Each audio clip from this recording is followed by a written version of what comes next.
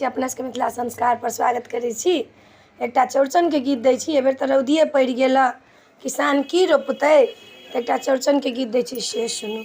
आबि गेल चौठी चन के दिन माँ, किसान माँ की रोपबा। आबि गेल चौठी चन के दिन माँ, किसान माँ की रोपबा। जाय बोझे बिया ताय बोझे धान है, तो जाय बोझे बिया ताय बोझे धान है। टूट जाए तो मन के मन कमना, किसान माँ की रोपबा। टूट जाए तो मन के मन कमना, किसान माँ की रोपबा। आबि गेला चौठी चन के दिन माँ, किसान माँ की रोपबा। आबि गेला चौठी चन के दिन माँ, किसान माँ की रोपबा। जितिया में धानों के जीजे पड़ैए, जितिया में धानों के जीजे पड़ैया। छैठो में बाली धरन माँ, किसान माँ की रोपबा। छैठो में बाली धरन माँ, किसान माँ की रोपबा।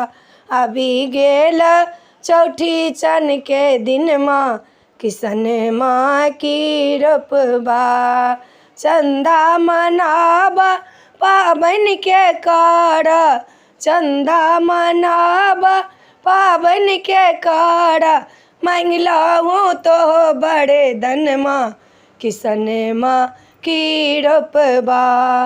मांगलहूँ तहूँ बड़े धन माँ, किसान माँ की रोपबा।